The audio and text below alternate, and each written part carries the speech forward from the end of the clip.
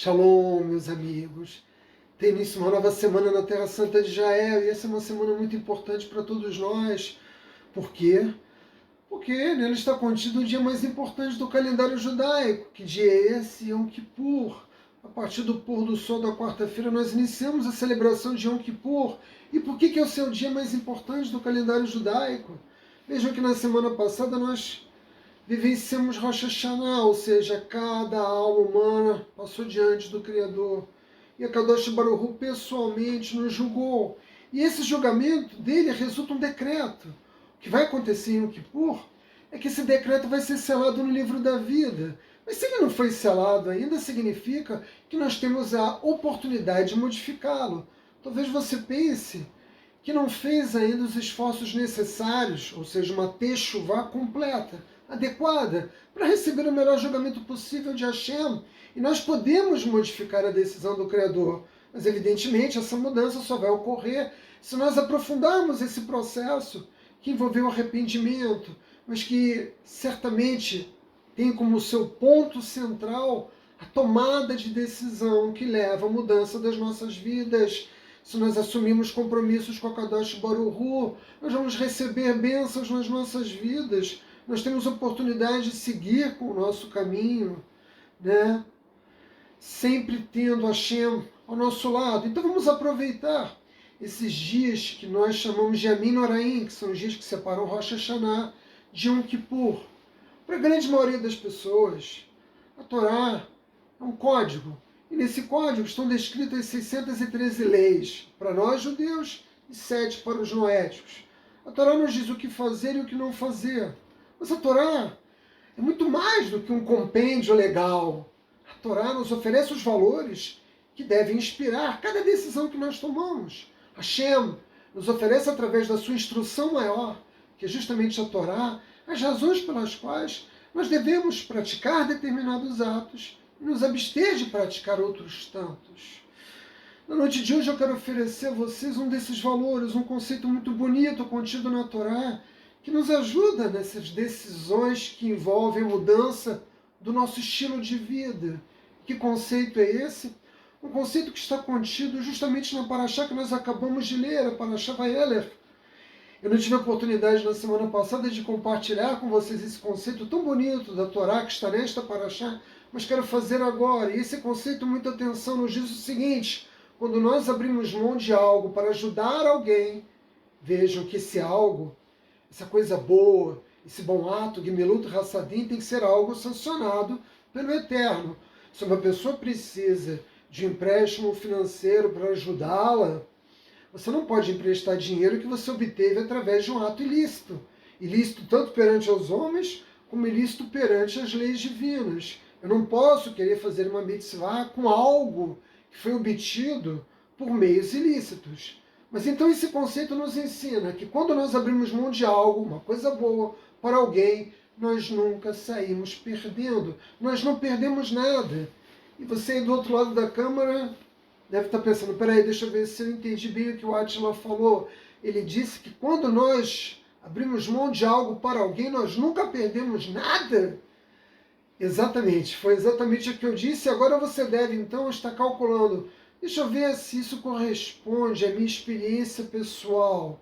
Enquanto você está pensando, deixa eu me colocar a tarefa da noite, que é convencer você de abrir mão de algo a alguém, sem ter a sensação de que você sai perdendo ao entregar alguma coisa que te pertence a uma outra pessoa para ajudá-la.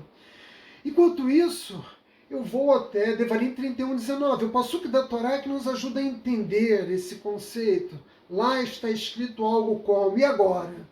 Escreverei para vós este cântico, e tu ensina-os aos filhos de Israel. Hashem falando com Moshe Rabbeinu para nos ensinar este cântico, que nós já vamos ver que cântico é esse. Ponde-o na boca, para que esse cântico me seja por testemunha contra os filhos de Israel. Bom, para poder entender esse passuque, né, da Parashá Vayeler, é preciso recorrer aos comentaristas da Torá sempre. Esse cântico é a Torá. Hashem diz para Moshe: você precisa ensinar e colocar na boca dos israelitas a minha Torá sagrada, porque eu vou utilizar esse cântico como testemunha contra os filhos de Israel. O que a Shem está dizendo? Que ele julga segundo as leis da Torá. Nenhum judeu pode se imiscuir de cumprir a lei alegando seu desconhecimento. Né? Por quê? Porque a obrigação de todo judeu é estudar diariamente a Torá. Mas os nossos sábios nos dizem que desse passuque surge a mitzvah, que obriga todo judeu ao longo de sua vida a escrever um Sefer Torah. Todo judeu, em relação das 613 mitzvot, todo judeu tem a obrigação de escrever um Sefer Torah. Evidentemente, a razão para isso é porque, na medida em que nós escrevemos uma Torá, nós temos a oportunidade de conhecê-la toda, de estudar cada uma das suas leis, cada um dos mandamentos divinos. Se você não puder fazê-lo por desconhecimento, ou porque não possui as habilidades necessárias para escrever no Sefer Torah, você pode pagar uma pessoa para fazer isso. Mas você não pode se miscuir da missão de estudar a Torá todos os dias. Rabi Akiva, como nos ensina o Talmud, depreende, né, dessa disposição da Torá uma drachá importante. O rabino tem a obrigação de ensinar aos seus discípulos pelo menos 4 vezes cada lição da Torá, porque parte daquilo que todo judeu deve dar ao outro, de graça, é justamente a sabedoria divina, a sabedoria da Torá. Esse é um presente que nos foi entregue gratuitamente e que cada um de nós temos o dever de ensinar. E vejam, o rabino é sobretudo alguém que ensina a Torá, porque no judaísmo há uma separação evidente entre o trabalho sacerdotal. Os sacerdotes são os Kohanim, da tribo de Levi, e os rabinos são os mestres da Torá. É evidente que um levita também tem que ser um mestre da Torá. É evidente que um Kohen também deve conhecer perfeitamente tudo que está disposto na Torá. Mas os rabinos se dedicam ao trabalho de instruir o nosso povo. Todo rabino, então, tem a obrigação de se esforçar ao máximo para ensinar os seus alunos. Assim nos ensina Rabi Akiva, pelo menos 4 vezes. Mas o Talmud nos conta uma história, que é a história do Ravi Freida. O Ravi Freida tinha muitos discípulos, e um deles era particularmente limitado na sua capacidade de compreensão da Torá. E o Talmud nos ensina que Ravi Freida tinha que repetir a mesma lição de Torá para esse aluno cada vez 400 vezes. Não são 4, mas 400. Mas depois de ensinar ao aluno 400 vezes aquela lição, ele finalmente a internalizava, a compreendia. E num determinado dia, ele estava ensinando esse aluno como sempre fazia, repetindo 400 vezes uma determinada lição, quando uma pessoa se aproximou do Rabino Freida e disse para ele: olha, eu preciso muito que o senhor, ao final da aula, compareça num determinado lugar para cumprir uma mitzvah. E o Rabino assentou para essa pessoa positivamente, assumindo o compromisso de praticar esta mitzvah, e continuou ensinando o seu aluno. E quando ele terminou as 400 repetições, ele perguntou ao seu aluno: agora você entendeu? E o aluno disse: não, eu não entendi. E o Rabino Freida também não entendeu porque que sempre depois de repetir 400 vezes a mesma lição, o aluno compreendia, e dessa vez ele não conseguiu compreender. Então o Rabino perguntou ao seu discípulo: mas o que aconteceu dessa vez? Que eu te ensinei 400 vezes e você não compreendeu. E o aluno, de maneira angustiada, respondeu ao Rabino Freida: acontece que quando essa pessoa esteve aqui, esse judeu, pediu que o senhor comparecesse a um outro lugar para praticar, para fazer uma mitzvah, eu perdi completamente a concentração, porque fiquei imaginando que a qualquer momento o senhor se levantaria e me deixaria. E isso me gerou uma angústia que me impediu de estar atento à sua aula, às suas lições. Rabino Freida, então, iniciou novamente as 400 repetições, ensinando ao aluno naquele dia 800 vezes a mesma lição da Torá. E quando ele terminou as 800 repetições, uma voz dos céus veio. É o que nos ensina o Talmud. E essa voz disse ao Rabi Freida que pelo mérito que ele havia adquirido, como resultado de uma paciência impressionante, ensinar esse aluno, que os céus concediam a ele um desejo, que ele podia escolher o Olam Habá, e que toda a sua geração também ganhasse o Olam Habá, ou 400 anos de vida. Ou seja, Kadosh Baruch Hu havia mandado um anjo, um dos seus servidores, dizer ao Rabi Freida que ele tinha alcançado o mérito para fazer uma escolha: 400 anos de vida, um lugar no Olam Habá, assim como toda a geração de judeus, a geração do Rabi Freida. E quando essa voz cessou, imediatamente o rabino respondeu: eu escolho o Olam Abá para mim e para toda a minha geração. E ao proferir a sua escolha, essa voz nos céus se abriu novamente, disse ao rabino: pela natureza da sua escolha, nós vamos te conceder as duas coisas. Rabi Freida recebeu, além do lugar Olam Abá, assim como toda a sua geração, ele recebeu também mais 400 anos de vida, ele recebeu o prêmio em dobro. E o Rav Salant, numa das suas obras memoráveis, pergunta por que os céus haviam dobrado o prêmio de Rabi Freida, afinal de contas, a escolha que ele havia feito era a escolha mais lógica, porque afinal de contas, todas as mitzvot que nós cumprimos é sempre para obter o quê? Um lugar no Ganeden, um lugar no paraíso, um lugar no Olam Abá. E dessa forma, quando Hashem ofereceu a Rabi Freida já um lugar no Olam Abá, ele não precisava escolher mais os 400 anos de vida. Além do que, ele não apenas estaria se beneficiando, como beneficiando toda a sua geração. Então, o Rabino Salant pergunta, por que Hashem deu a ele os dois prêmios, se a escolha dele foi a escolha, né, que qualquer judeu teria feito se estivesse na posição do Rabino Freida? Bom, antes de responder a isso, me permitam fazer uma breve digressão a respeito do rei Salomão. Shlomo Amelech assumiu o reinado quando tinha 12 anos de idade. Ele sequer era considerado um homem, né, no interior do judaísmo, ele sequer era considerado um adulto. Por quê? Porque o judeu só alcança essa condição quando ele faz o seu bar mitzvah, quando ele faz 13 anos. E aos 12 anos de idade, esse filho tão especial do rei Davi, Salomão, assumiu a coroa de Davi. E ele passou a ter que julgar o nosso povo, porque essa é a missão de Deus. Essa é a missão de Deus através dos reis de Israel. E, evidentemente, ele não possuía ainda toda a sabedoria necessária para julgar o nosso povo. Num sonho, Hashem aparece ao rei Salomão dizendo a ele: você pode me pedir algo, qualquer coisa, que o seu pedido será atendido. E vejam, todos nós sabemos o que o rei Salomão pediu. Ele pediu vitória sobre os inimigos de Israel? Não. Ele pediu riquezas infinitas? Também não. Ele pediu uma vida longa, longevidade, um prêmio tão valioso? Não. O que o rei Salomão pediu? Toda a sabedoria da Torá. E foi isso que ele recebeu. Ele pediu a Hashem toda a sabedoria da Torá para beneficiar o nosso povo, sendo um rei melhor, capaz de julgar adequadamente todos os judeus que viessem até ele com uma contenda, com uma querela, com um conflito.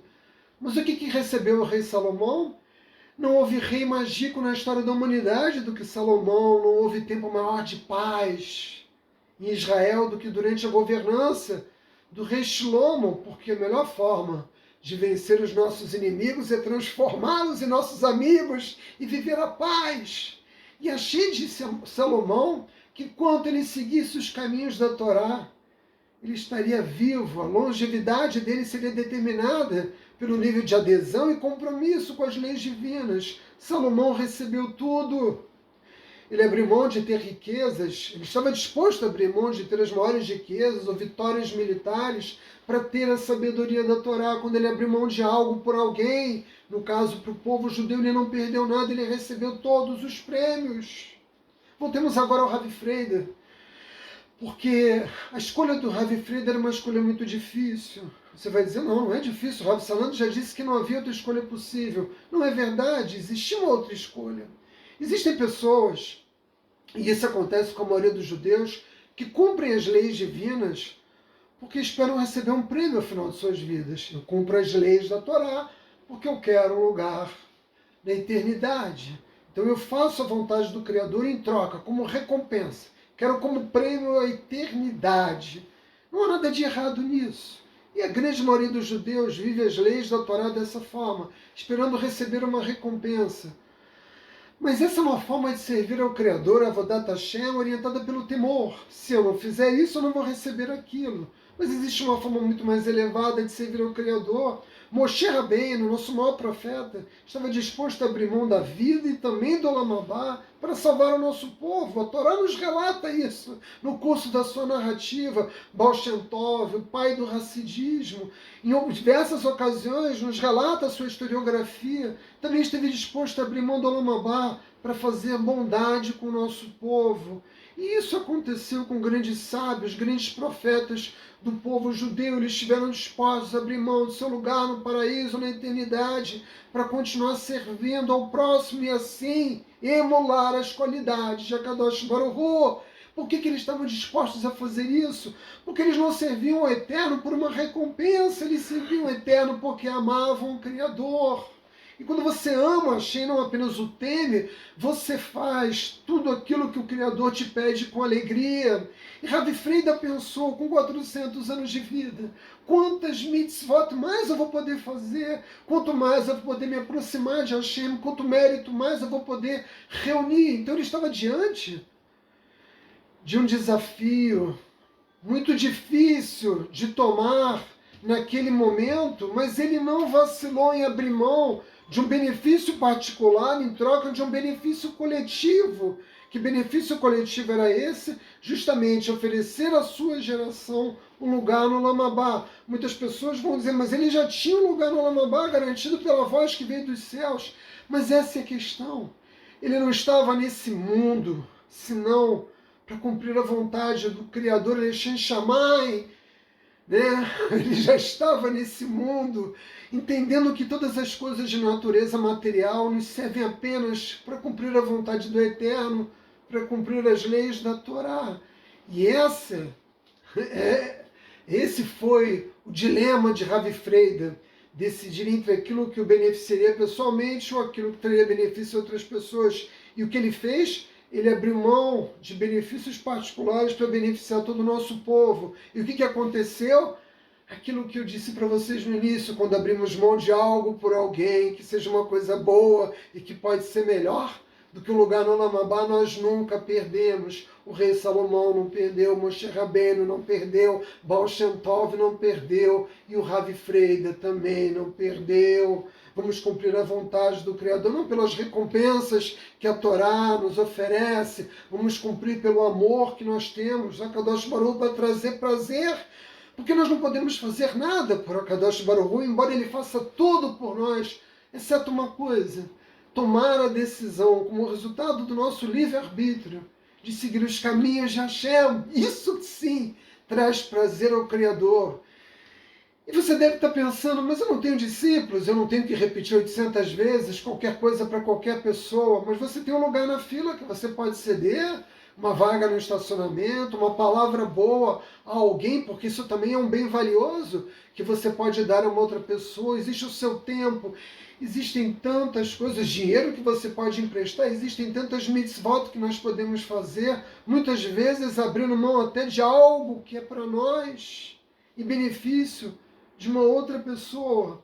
Hashem nos garante, a Torá nos afiança, que quando abrimos mão de algo por alguém que seja realmente boa, nós nunca perdemos nada, meus amigos, e é inspirado por esse valor, por esse sentimento que eu exorto vocês a seguirem no processo de Teshuvá até quarta-feira, quando nós tivermos a celebração de Yom Kippur, Shavuot Tov.